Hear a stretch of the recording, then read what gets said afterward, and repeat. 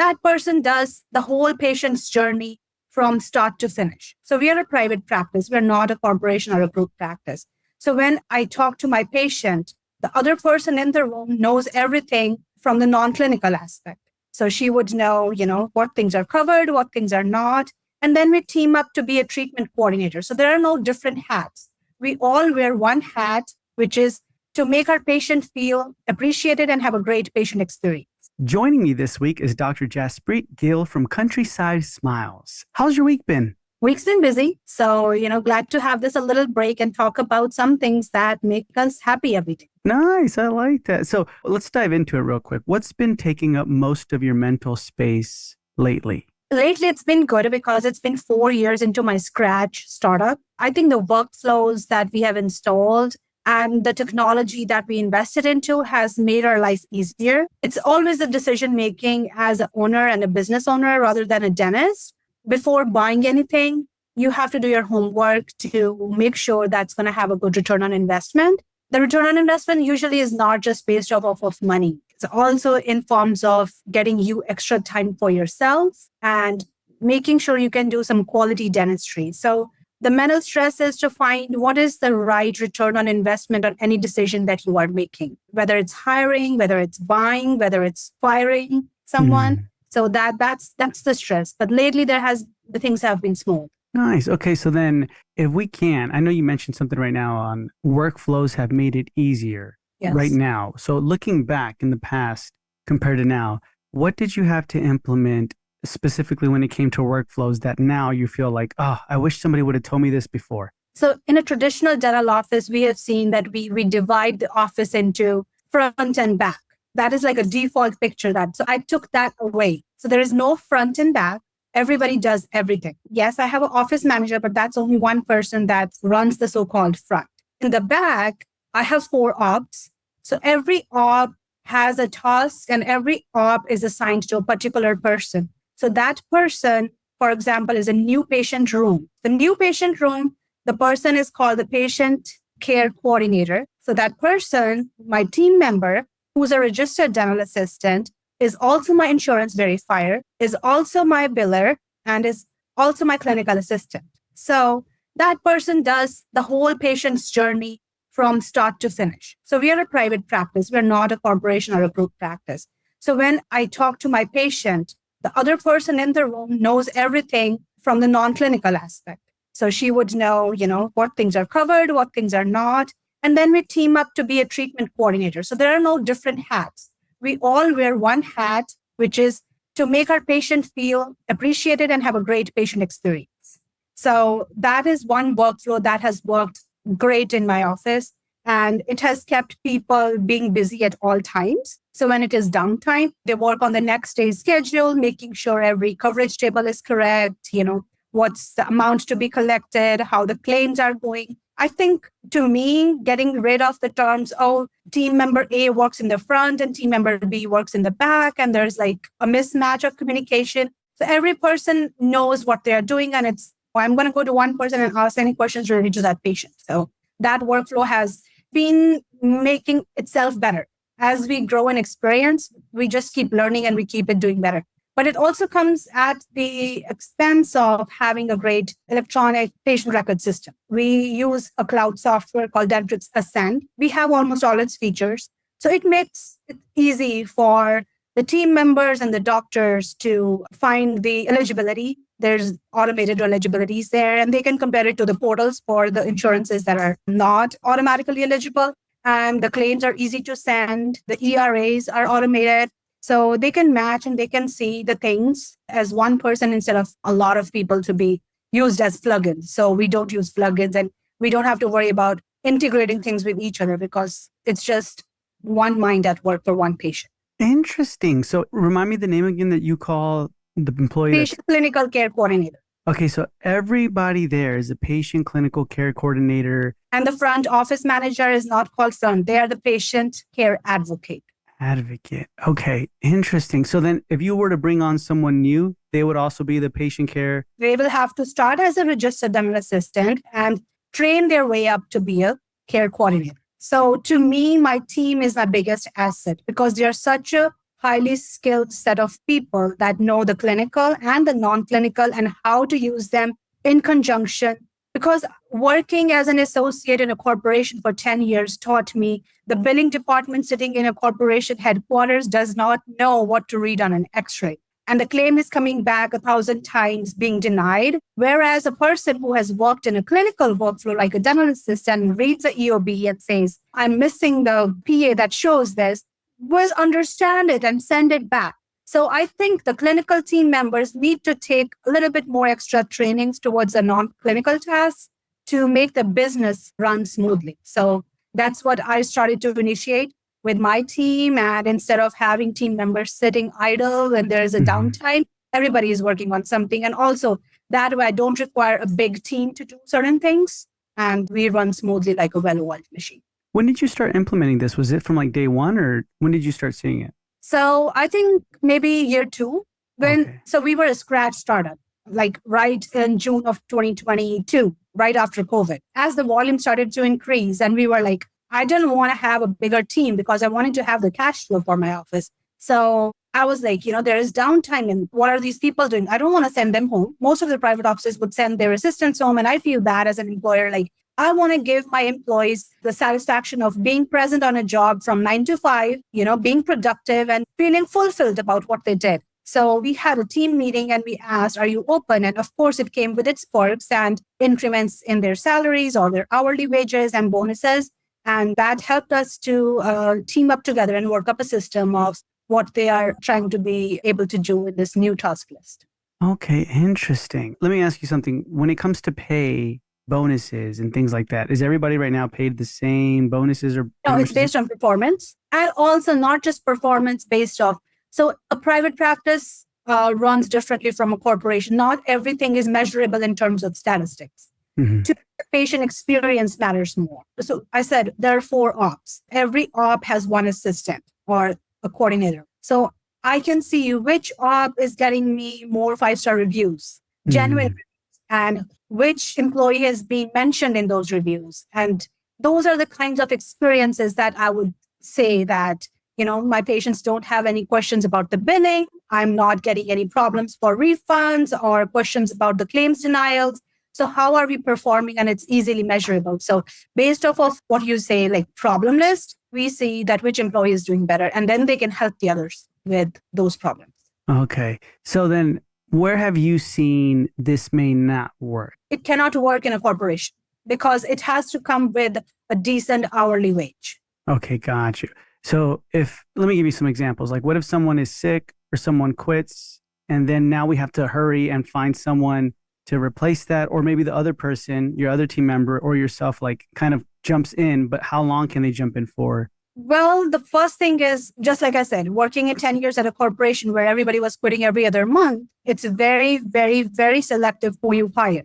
You hire people who are very responsible, and you should have a list of things in your head that why people would want to quit. To me, from day one, all the employees are still there. So I don't have an experience if somebody quits. That's pretty fantastic. Okay. Because one time there was a challenge when one person said, Doctor, I am the breadwinner of my family. And, whatever, when you have started, this is becoming hard for me to make my ends meet at home. And I asked, okay, what's the number that would help you meet that goal? And we made a structure to earn bonuses for that team member to be able to reach their personal goal to run their family. And we were able to retain that employee. So I think every human interaction, and you are your own HR when you are a solo business owner, you have to treat every person in your office, be it your employer, be it your patient, or be it your, a lab member or anybody, or, the marketing person you are working with as a human. And you have to try to understand what their problems are. Of course, they were working at your office. And if some behavior issues around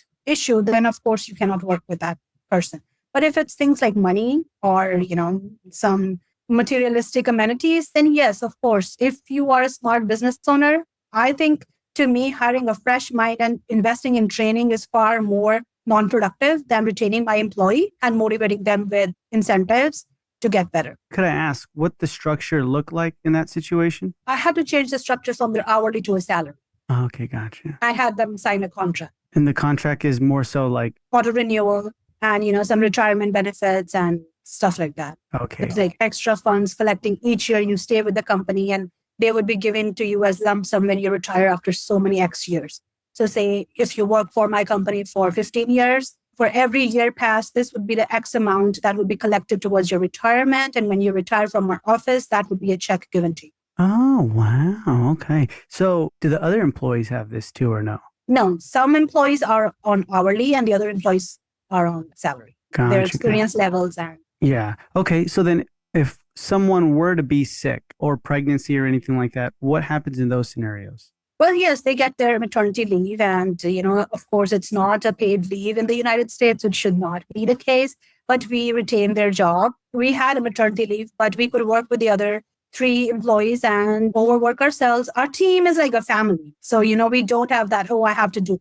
So we asked our teams, do you want me to block one column on the schedule? Or do you guys want to be overworked and pumped up and we want to, welcome this little baby of our team member? This human emotion that we have tends to make our teams better rather than just thinking ourselves as robots. Mm-hmm. So we take care of each other. And they were like, no, doctor, we have to run as a business. So we would be a little bit more faster and smarter on scheduling, and we would compensate. You don't have to block the schedule for that. And then one time, my left hand, my lead assistant had a surgery where she had to be out for about 2 weeks. And, that's my lead assistant. And I was able to block my schedule because I want to do my clinical treatment in the perfect way. Like dentists are OCD about their instruments and all of that. So, you have to compensate for your family members. And same with your work is your family when you are spending most of your time there in the daytime. I like that. You mentioned your team members are like your family. Where do you feel like there needs to be a boundary, though? You know what I mean? Or do we just treat them? So the family is, we don't share too much personal issues, And I think having too much time on your hands is what makes that boundary go away. So when we are at work, I know they have no time on hand to do small talk. Everybody has a task. So everybody gets a task sheet in the morning, besides the clinical schedule that they have, like the morning duties, the TV's on and the snack bar to be set up, to mop, to dust, to autoclave, to organize and stock. So everybody has a list. So I know if my schedule has a patient every half an hour, this person has to do that. So they don't have time to cross those boundaries. So I think we need to make people occupied with tasks. And if everybody's mind is occupied, they don't have time to be a gossiper or going into each other's personal space. Yeah, I like that. Interesting. So if we rewind a little bit, you said you have to do your homework to see good ROI. Can you elaborate a little bit more on that? Like what specifically do you start tracking now when it comes to obviously monetary ROI, but other things? So, for example, the latest thing I added on my list was automated insurance eligibilities in detail and automated coverage tables with our EMS system. Even though I have all employees doing it, what if there's a walk-in patient or one of my rooms, my coordinator is out on work? So even if I'm not using it daily as my mainstream tool to verify my insurances automatically, we go into detail. I'm like a super GP. I do implants, I do Invisalign, I do full arches. So I have to go deeper into the insurance, asking about the downgrade code for an implant crown or missing tooth clause or things like that. So that is not possible on any portal. You still have to make a manual phone call and get your information together from 4 or 5 different sources and create a coverage table. But in case, we don't have time to do that detailed coverage table, I invested into the automated eligibility so that it makes me a coverage table, at least to make a 90% accurate treatment plan. The other top priority for me is to not have surprise billing. I'm very particular about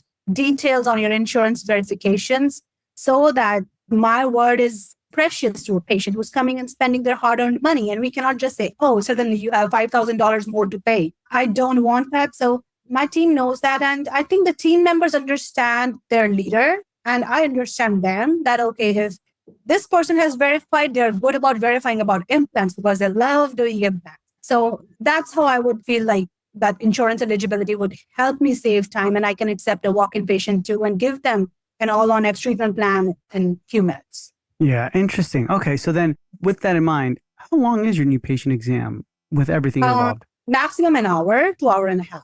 Okay, interesting. And right now, how many new patients are you currently bringing in a month? So tomorrow we are seeing 7 new patients. Wow. Okay, that's on an average, I see from 17 to 20 patients a day. including new patients, small treatments, recares, and we do not have a hygienist at our office. So we do our own hygiene. We do have coronial polishing certificates for our assistants. So, I do comprehensive dentistry. So if I'm working and I'm numbing on an arch while it's getting numb, we start on the hygiene. And as soon as the hygiene finishes, you're ready to pick up your handpiece. So it's a hygienist-free model. That's how I was introduced to a DSO too when I was an associate. So my habit has been in a hygienist-free practice, and that has helped me to just continue with that model. Yeah, interesting. When you were working in corporate or DSOs, any specific systems that you saw that you're like, when I have my own practice, I'm going to take this? Yes. What were some of those? The inventory system. We have this great inventory system that we implement based off of the Excel sheet. It's not just we go to the card and reorder. So my lead assistant does bi-weekly inventory and we update it, and we are very conscious about what we are ordering, and we look at our schedules that, okay, if there's no endo scheduled for next 2 weeks, so we really need the endo stuff, so we have enough and we don't have too much, even though, as a small business owner, because a solo owner is really hard to survive in these days when you have DSOs around. You have to run it like your own house. If you're good at your personal finance, you cannot just keep ordering stuff that's going to expire. You learn it the hard way. You cannot have pharmaceutical things in the office that are going to expire. You need to find, is it really worth spending money on a big supplier for disposables, which do not even go to the patient's mouth? And that does not affect your clinical efficacy of anything that you do. I use state-of-the-art equipment. I have cassettes, I have booth-ready instruments, I have NSK handpieces, but then we are picky and choosy about where do our non-clinical supplies come from. Yes, we go to Walmart, Sam's Club, to do the little stuff. Mouthwashes, I don't buy from a dental supplier. I can buy it from Costco, or that is way cheaper than buying it from somewhere else. So you have to be very particular about where do you do your inventory system. Interesting. I like that a lot. And so you guys update that every time? Bi-weekly. And you sit down with your lead assistant to do that, or No, I don't. I have time to do a podcast in the middle of the week. So my team works really well to do that and give me the time to do this. I think the lessons that I learned from observing as an employee, and now when I sit as an employer and reflect them as an employer, the first thing is hire good quality people. Your payroll is not an expense, it's an asset. So you have to switch your thinking. When you think of your team as a liability and a cost, don't ever do cost cutting on your team members. Use them even in your free time to do marketing, hand them brochures, hand them to go around the block, across the block, to whatever gyms, call the gym and say, hey, can we have a booth there? Whatever. So the other thing is listen to your employees as humans. Real problems are real problems. You have a kid, they have a kid. Most of our employees are women. Women have women issues. Try to solve them. Offer childcare if you can in your office. Give them flexibility to go. Don't be rigid on policies. Yes, there should be policies in place to run a workflow. But yes, sometimes, life doesn't run by a handbook. Until you have the loyalty of your employees and a good quality dentistry, I would say the first thing I have learned is the staff turnover at private practices is a headache for dentists. And everybody is posting, oh, I need an assistant here. I need this and this. Staff turnover happens because you treat them as staff. You don't treat them as humans. So first, hire smart. Don't just hire on a minimum wage. I've seen offices hiring minimum wage workers, and I have heard doctors saying, oh, you just need 2 pair of hands to suction. No, you need some IQ and some skill set and some education too. You can take your take-home pay a little bit less when you're starting up. Your team is going to be the one who's going to be talking to the patients, making them feel hospitable, talking to them about small talk. Doctor cannot do those things all the time. You have to do dentistry. You cannot know what their dog's name is. So the only thing that I would say is, if you got a degree in DDS or DMD, that is going to be successful if you have the right team to let you do dentistry. Holding a handpiece is a luxury. Numbing a patient is a luxury, because the whole shenanigan for checking in a patient, sitting them down, having a clean room matters more than putting a handpiece in their mouth. So your team is your biggest asset, and cut down on your staff turnover. You cannot have a family turnover, You cannot have 1,000 divorces. Just you invest in your marriage, right? Same thing. Your employees are kind of your little marriages at your office. So try to make it work. Make it work until it no longer works. Yeah. Interesting. I like that a lot. Okay. So then if you rewind a little bit, when you think about ownership today, what feels fundamentally different compared to earlier seasons? I think we all need to be very invested into training our team members and retaining. With my previous experiences, every human has a strength. So we have to recognize what that team members is strong at and what is he or she weak at. So why would you assign a task of marketing to a person who's introvert? If they're introvert and the introverts can work well on a phone, can do insurance verification, can check up on the claims because they're not talking to humans. They are good on computer screen. They can type letters. They can do the cleanup on the other reports and they can ask for reviews and non-clinical things. And if somebody is an extrovert, you should use that person for the front facing people talking. And you cannot just fire people. If somebody comes to your office, I look for human values more than their clinical or dental skill set. And then we mold them to wherever their personality suits. That's important. Gotcha, gotcha. Interesting. You mentioned every human has, I love that. Every human has a strength and also a weakness, like you said. Does your interview process then, is it pretty extent? I didn't have to interview people. Those are the people who followed me from the DSO and they knew me before. And, 10 years at a place. And when you say that I'm going to open an office and you are a leader or a person people want to work with, and if you are a dentist who makes patients smile and patients are happy, I think the team members, be it the front or the back, whatever, they want to feel happy too about, oh, I verified this insurance and look, this person is walking away with a beautiful smile. So they want to work with a place that is a happy place, that is making them feel fulfilled, not in just a dollar amount, but in general about how they feel at work. So yeah, I didn't have to interview. I put an ad out there and people who knew me, they applied there and I didn't have to interview them because I knew them. So Yeah.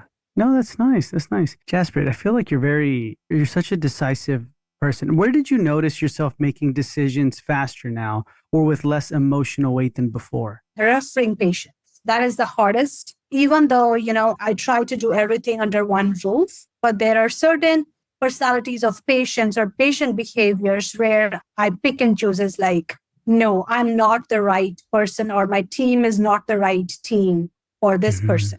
So you have to become non-emotional at that point. Yes, this is a new patient. It could be worth a full arch case, but is it really going to be worthwhile to deal with a personality like that? Then I just don't go with it. Previously, when you are driven in your career and you want to have the production numbers and all of that, but then there's a lot of non-productive time on the chair. The patient keeps coming back for things and that. So yeah. So you just try to pick up on the personality and behaviors of team members or patients. Is like, do you really want to work with that behavior? No. Are there cues that you look for with your team members where you feel like, man, we're all not getting along with them, or do you ask them? So recently I wanted to hire another person. I'll give you an example. The local dental assisting college reached us out for an externship opportunity and we offered an extern. They were great and we offered them a position from baseline to start learning to be a patient clinical care coordinator. So I offered them whatever the hourly wage was and they accepted and everything. 3 days before a joining date, the person texts me and says, oh, my friends in this class, they're being offered this and I am being offered that. Would you accept a raise in the hourly wage? And I was like, you still don't have a registered dental assistant license from the state because you're still going to graduate from the school and you have a year to get it. So I was like, you had the opportunity to shadow and work at our office for 2 months, which is a lot of time every day from Monday to Friday. And if you do not respect the quality of the care that we bring as a team and trust the system that the employer said, yes, once you have your license, we will give you the raises, we'll train you to be a care coordinator. And just like I said, I'm very proud of the wages that we give to our employees because of their skill set. So yes, the behavior is like when there is insubordination and mistrust, those two things don't get along. Yeah. You have to be a team member. That's a really good point. I like that a lot. So then right now, if you don't mind me asking, percentage wise, what's your overhead? So 30% is profit, so 70%. Okay, gotcha. And your break even, when did you start breaking even? Was it like immediately? We were profitable day one. I did Really? the ground marketing course. Nice. Okay.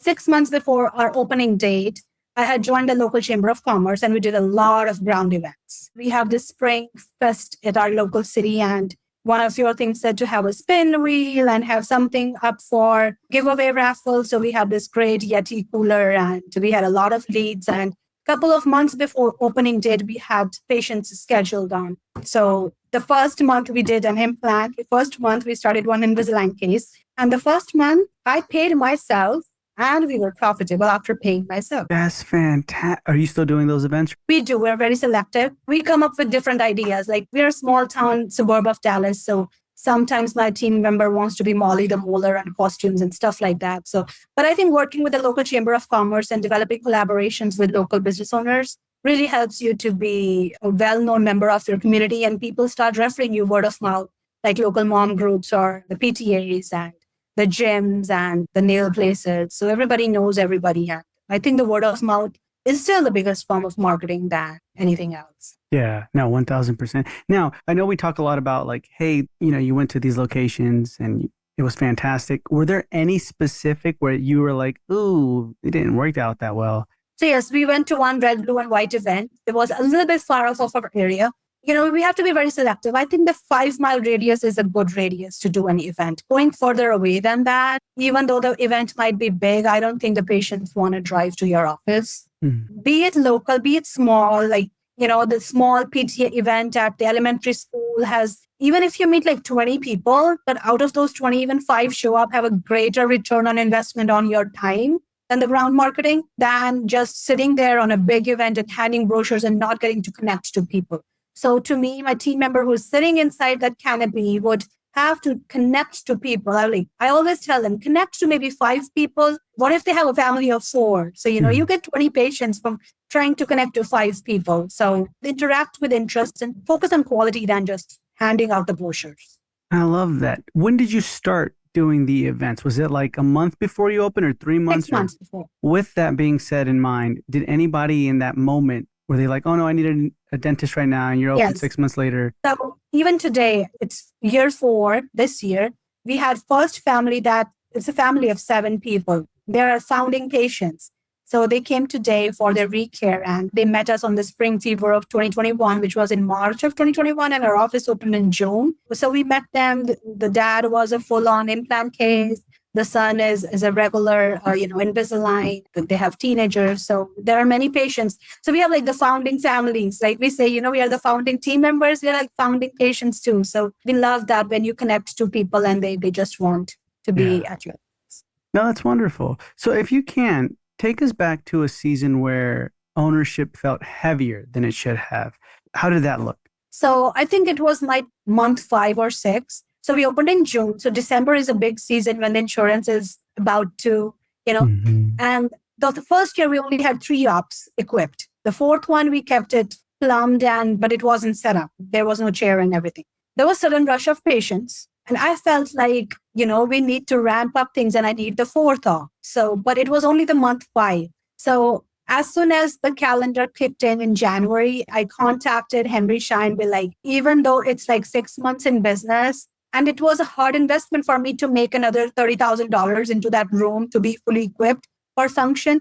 But sometimes, yes, you have to take those decisions instead of thinking, I don't want to gamble those 30,000. But those 30,000 is now making my office fully functional and every square footage has their complete return on investment. So that was a hard decision to make, and gladly we made a good one so that we could make maximum use of our square footage. Yeah. Was Henry Schein or was somebody telling you like, think about it first before you pull the trigger? Or no, they were just...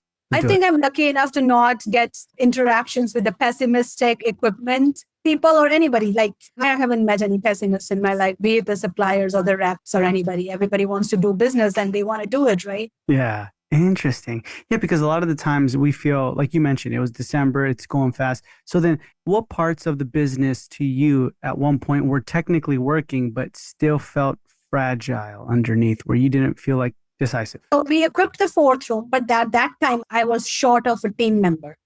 So now we had patients, but now I was short of a team member. So now I had to hire. And the way I work is I'm very selective about who I'm going to hire. And that was the second hurdle. Like, am I spending another payroll expense apart from this $30,000 investment in the room? But that room is not going to be usable if I don't have a good amount of hands to work in. So yeah, so that time too, it was a, back and forth decision. Yes, it comes down for 1 month or 2 months of lesser profits. But yes, smart scheduling does work. And I think keeping a good schedule system or block schedule helps you reach your goals. How do you make it smart, your scheduling? So I'm the only provider, right? And if I'm in a big treatment, I cannot focus on the other three rooms. So my patient care advocate knows. So that's where your team comes in. That person knows me from 10 years and they have been in industry for 20 years to see, doctor is doing a full-on implant case. Is it a good time to bring another patient that's going to demand a new patient? No. So they would just have hygiene patients check in at that point. So that even if I am in a surgical case, still the other ops are being productive. And if there is like a downtime that I don't have big treatment, and if there's a phone call, we offer complimentary visits, complimentary exam or screenings, and they would come in and we would talk to anybody who gives us a phone call. The call conversion is important. So our call conversion should be at 99% to be able to make that. Because you are a marketer guy, you know how much dollar amount takes for a person to give you a call at your office. A call dropped and the way you answer the call is take it or leave it. So to me, it's like the person knows answering the phone. You have to bring this person into the office. So they put in their best. So we do a lot of trainings, just YouTube videos where team members would learn how to answer a good phone, not only just from dental, but medical or some fun is like salespeople. So they would understand that. And we do those activities over lunch and learns and we just learn together to convert a call. Nice. And you do these monthly, these lunch and learns where you guys gather together? Or? We used to do it. Now everybody's a pro and then now we can be the trainers, I guess. They know. Yeah. Sometimes we even know the person on the phone call is suitable for this personality. And we would say, okay, can you hold? I'm going to go to this person and give the phone call. There's like different demographies. If somebody is, a Spanish speaking person, so that demands a different set of team member to answer. And if somebody is a different ethnic background, then it needs somebody else to connect. So we know what's going to work. Why did you decide to go that route where it's like, well, we'll just do our own research, YouTube and stuff like that, as opposed to going to like a specific event or dental, like front office rocks? That's too much of a cookie cutter for me. I don't follow the crowd. That's me. I have to do it a different way. Business is a business. I don't want to learn from the dental business community. I want to learn it from Apple. How if somebody's even sleeping, if you think of phone, what do you think of? Do you think what company comes to your mind? To me, if I'm sitting in Murphy, Texas, I want to be that person. If somebody has a tooth issue, they should think of Countryside Smile. So we focus a lot on branding. I go for community events. I serve on the board of the Chamber of Commerce. I go to the city council meetings so people know me. And I think that's what's needed to love your work. I don't think entrepreneurship is just for making money if you don't love the service behind it. If you love the service of doing dentistry, then your small business is going to be successful. If I'm a dentist that is only opening locations and locations and locations and myself is not doing dentistry, and I don't know that the dentist you hired, how well they're numbing a patient, how the patient experience is, and how well they are doing the clinical. That's why I'm very particular about having one provider at my office. I tried another provider and sadly the patient started requesting me. I talked to the associate that I hired and we came to a conclusion that they're not a right fit and we let go. Oh, wow. Did I ask why were they not a right fit? It was a simple thing like numbing. Sometimes it's the blessed hands of a surgeon. Like you have to be very slow to inject the anesthesia. The patient in the dental chair, the biggest fear is what? Pain. Somebody numbing in your mouth, that's a task. If my patient's feeling pain during the procedure, I don't want that. My biggest value is patient experience. And I think also the numbers have to match. You have to check if your office is ready for 2 providers or not. There has to be a certain number of patient volume to be able to support that. And then I had too much time on my hands. So I was like, what am I going to do with this time? We tried that for a little bit, like a month or 2. You didn't like it? Okay, interesting. It was only a temporary position either way. So I wanted to try if, my office can sustain an associate position. So I don't think that worked out. So I learned my lesson and we're like, okay, no, I can do it. Yeah. In the future, do you think that will come up again though? Maybe only as locum tenens if, God forbid you have any emergency or you are sick or you get some short-term disability or something. But otherwise, I think I love doing dentistry and that's what I want to do myself. And I don't want to grow into like multiple offices and stuff. That's too much of a headache. Growth on year or month to date has to be enjoyable. After a certain period of time, say you do 200,000 a month, right? And you want to be on those KPIs. How can you make $200,000 a month with one provider? And how can you have more patients in a 5-mile radius where you have a dentist every 200 feet? No. So you have to find your satisfaction point is like, yes, that is what making me happy. And you have to look other avenues. Providers and dentists start feeling burnout in that office. We have to start doing like mission dentistry, go out for learning new things and, find something that finds value in your life and not being burned out and not being focused on just the dental side of things. Like go for mission trips or spend time with your kids and take care of your hands because your ergonomics, fitness, and mental health and good foods and eat organic, spend time doing grocery shopping. What are you earning all that money for? Buy a nice car and go out for a trip, not just be there, sitting there doing drilling and filling and billing the whole day. Yeah. No, that's a good point. Learn how to be content, right? So you have to find a full stop that, okay, that's my plateau. I have to maintain it. I think maintaining your plateau is something that I would call success and not a growth number. Yes, initially, maybe first couple of years, but then find your plateau. Do you think some have found their plateau, but then they're like... I have. I don't know about others. So when you find your plateau, you can stay there for a really long time, or it's more like find other things around that, but can maintain that plateau? I think to feel the high in maintaining the plateau is the key to it. You have to be very selective who you're talking to. If you have peers that are not in your agreeing to those things and they're talking about year-on-year growth, even though the year-on-year percentage might be 50% and the take-home income is what? What's your collection? Like, I know practices that produce $2 million, but their take-home of a doctor is what? $120,000 out of that $2 million? They have a mansion of an office, where the rent and the lease is about $10,000, $12,000. Imagine $12,000 worth of treatment just to pay for a piece of land. How many teeth would I have to work for? I have a 1,500 square footage office. I have 4 ops. You have to be selective about who are you doing this dentistry for?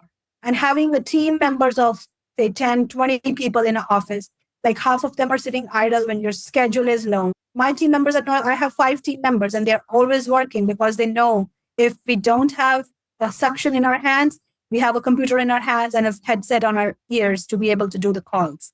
Every employee is busy at all the time. So if I'm paying them hourly, my hourly pay has to be having the return on investment. If they're making that hourly, they should be doing something rather than sitting idle. Yeah, interesting. Okay, I like that a lot. Do you think social media has a big effect on that? We watch things on social media and we're like, I got to up my plateau a little bit more. I got to make it a little bit higher. I think as a person, you have to be very creative. As a kid, I was very interested in creative writing. So if you follow our social media, we don't do a social media advertising. We do organic social media. And we try to give out beneficial information about, we do a series on seniors and oral health. I'll do a series on women and oral health. So if you're giving out some beneficial information, not just a bait, I've tried that. Social media marketing is something I would never do. If I try to implant a package on social media, I had so many window shoppers that were taking up my chair time. And people would not appreciate the doctor's consultation time.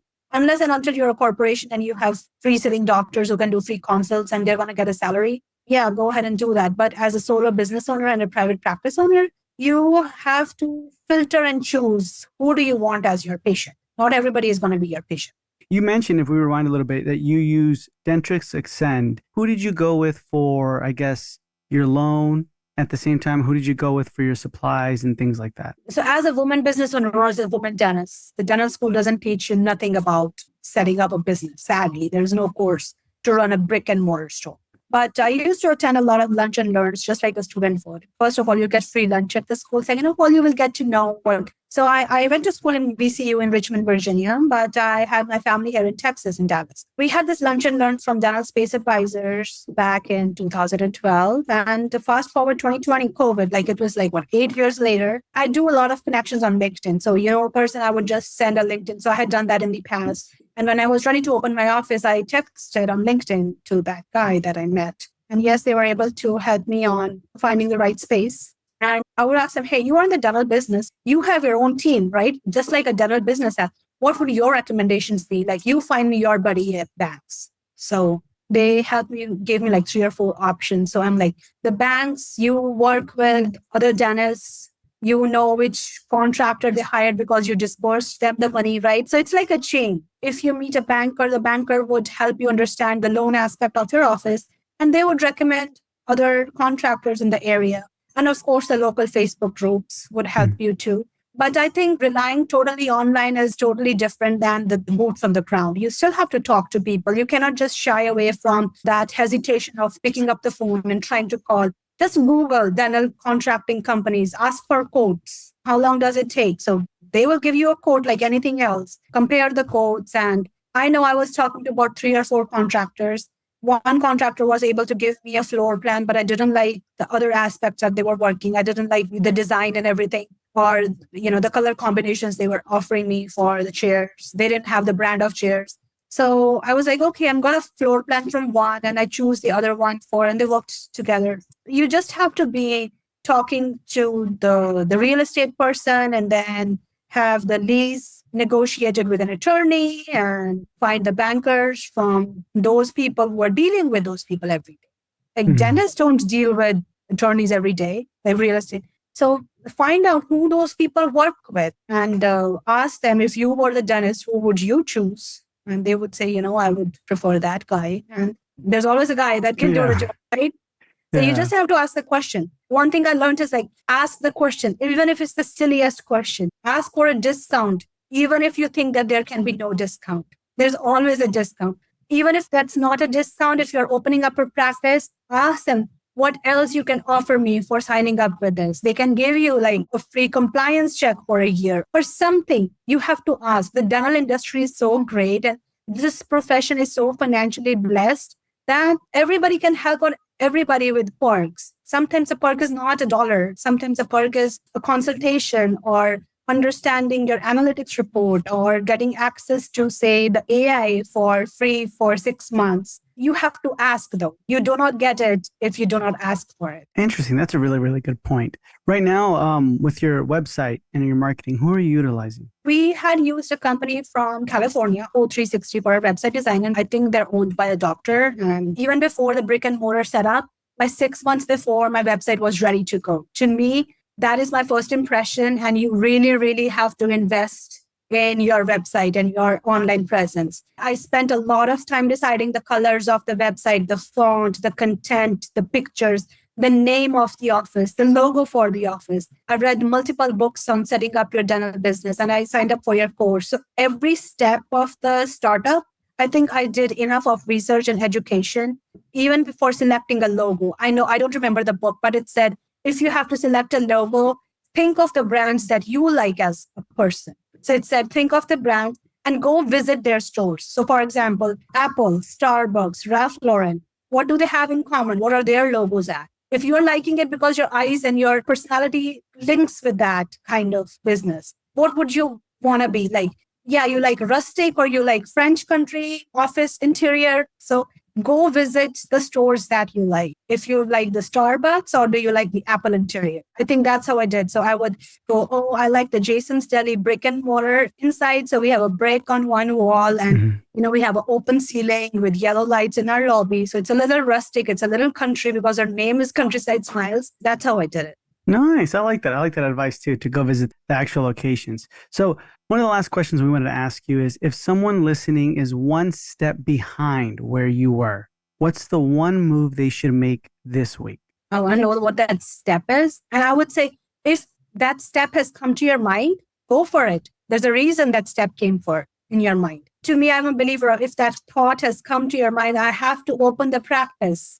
Because somewhere inside your soul knows you are ready. Otherwise, you won't even think about it. It's just like driving a car for the first time, right? You're like, oh yeah, I can drive it. And then suddenly you get scared. But yes, your inside knows I can always take the step. Your conscience will tell you if it's the right step or the not. But if you have that thought, go for it. What would be the worst happening? It will fail. Be prepared for the worst case scenario, but you will not have a regret. Oh God, I'm a person that I don't want to have regrets. I thought I want to have a forethought. Yes, I'm going to do a forethought. What's the worst going to happen? I will have to do a little bit more marketing to get more patients into that chair. But if that step is already in your head, you have to go for it. I cannot say that you learned from me. You answer it yourself. The thought is there. make it a reality by doing the homework. How can I afford it? How can I make a profit out of it? And what if it drops?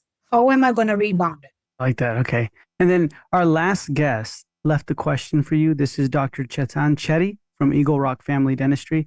And he asked, what's the one thing you do in your practice that truly makes you happy? Try to ask every patient when I meet, what's your story? So it's interesting that 11 years into dental office, every person teaches me something. Like I had a patient who is El Salvadorian in origin, but their grandparents were from East Africa. And he's like such a mixed person that, the world seems a small village. So I've had this question is like every time I want to know your story. And that's like watching a movie. So they tell me their story and we feel like we're not just being some robotic dental machines. We're dealing with people and deal people as people, just like your family. So your patients, your staff is not a staff, they're team members. And choice of words. Choice of words is so important. I cannot focus enough of, just like we try to make clinical stuff understandable for patients, it has to have a layer of emotion and human connect to it. It is not just saying, oh, your gums are bleeding. Hey, I know your gums are sore. Are they hurting? So you have to make it more human. In the world of AI, I think the luxury and the value and the monetary value comes not from hi-fi dentistry. Everybody can do that. Even the robots are coming out to do dentistry now. What a robot cannot do is give them a patient experience. If dental students are listening to this or young dentists, I think you will make the golden age of private practice come back if you give the best personal human experience to your patients. Whenever you are calling somebody, say, your insurance company or say Macy's or whosoever, how many times we get fed up of talking to a bot or a chatbot and we press, give me a human. So same way, you don't want to have a bot unless the bot is doing some billing work and is not dealing with the face value service to a patient in the clinic. So the doctors, you have it. You don't have to fall for DSOs. You can make your student loans. Dentistry is still a great business. Be humans. You went to the dental school for one reason, to make people smile. And smiles comes from happiness, not just putting crowns in their mouth. So I love dentistry. Dentistry is not just about teeth. Dentistry is about making people happy. People become happy from emotions, not from technology. Technology is to help you, not to help patients. Don't show off their technology. Show off yourself, your skill, your communication. I love it. Before we wrap up, what's one question you'd like to ask for the next guest to answer? How are you not falling a slave to technology and still being a human in your office? I like it. I like it a lot. Awesome. Alrighty, Jaspreet, thank you so much for being with us. It's been a pleasure. But before we say goodbye, can you tell our listeners where they can find you? Yes. So follow us on Countryside Smiles on Facebook, on Instagram. Visit us at countrysidesmiles.com. Awesome. So that's going to be in the show notes below. And Jaspreet, thank you so much for being with us. It's been a pleasure, and we'll hear from you soon. Thank you. Good luck, everybody.